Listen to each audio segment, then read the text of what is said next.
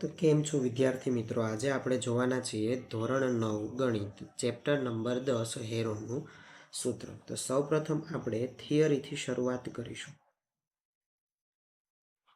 તો હેરોનનું સૂત્ર છે એની અંદર આપણે ત્રિકોણના ક્ષેત્રફળ વિશેનો અભ્યાસ કરવાનો છે. કોઈ પણ આવી રીતે એક ત્રિકોણ હોય એની 3 બાજુ હોય A, B અને C. તો હવે આપણે આપેલ ત્રિકોણની પરિમિતિ મેળવવી હોય તો આપણે શું કરીશું? તો કે ત્રણેય બાજુઓનો સરવાળો કરીશું. ત્યારબાદ આપણે એની જો અડધી પરિમિતિ મેળવવી હોય તો આપણે લખીશું અર્ધ પરિમિતિ, એટલે કે S બરાબર A plus B plus C ભાગ્યા 2. અર્ધ પરિમિતિ એટલે આપેલ જે ત્રિકોણની ત્રણેય બાજુઓ છે એનો સરવાળો અને ભાગ્યા 2. ત્યારબાદ આપણે હેરોનનું સૂત્ર લખીશું. હેરોનનું સૂત્ર થશે વર્ગમૂળમાં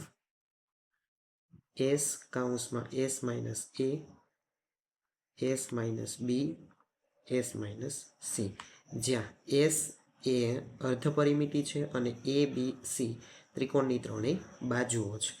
તો સ્વાધ્યાય 10.1થી આપણે શરૂઆત કરીએ. સ્વાધ્યાય 10.1ની અંદર દાખલા નંબર 1 આપણને આપેલો છે. જેની બાજુની લંબાઈ A હોય તેવા સમબાજુ ત્રિકોણ આકારના ટ્રાફિક સિગ્નલના પાટિયામાં સ્કૂલ અહેડ એમ લખેલ છે.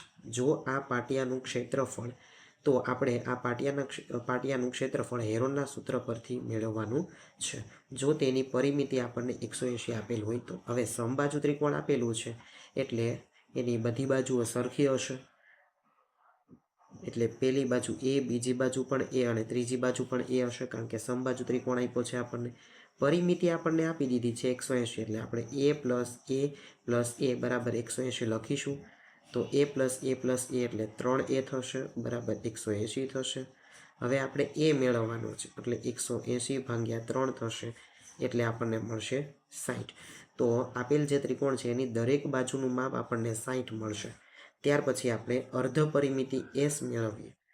તો અર્ધ પરિમિતિ માટે આપણી પાસે પરિમિતિ હોવી જોઈએ. પરિમિતિ આપણી પાસે 180 છે, એને ભાગ્યા 2 કરીશું એટલે થશે 90. તો અર્ધ પરિમિતિ પણ મળી ગઈ, ત્રણેય બાજુઓ પણ મળી ગઈ. હવે આપણે હેરોનનું સૂત્ર લખીશું.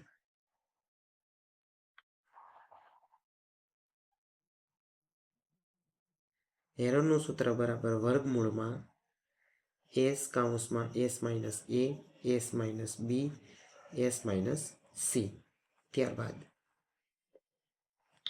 S બરાબર આપણી પાસે છે 90 કૌંસમાં 90 માઇનસ A, B અને C ત્રણે આપણે 60 જ લેવાના છે, એટલે 90 માઇનસ 60, 90 માઇનસ 60, 90 માઇનસ 60. વર્ગમૂળની અંદર આપેલ જે 90 છે એના આપણે ભાગ પાડી શકીએ આવી રીતે 30 ગુણ્યા 3, કારણ કે 3 તેરી 9 અને 1 0, 90ના ભાગ પાડી શકીએ. ગુણાકારમાં અહીંયા 90માંથી 60 જશે એટલે 30 વધશે. અહીંયા પણ 90માંથી 60 જશે એટલે 30 વધશે. અહીંયા પણ 90માંથી 60 જશે એટલે 30 વધશે. ત્યારબાદ આપણે બેની જોડ બનાવશું. 30, 30, 30 અને 30.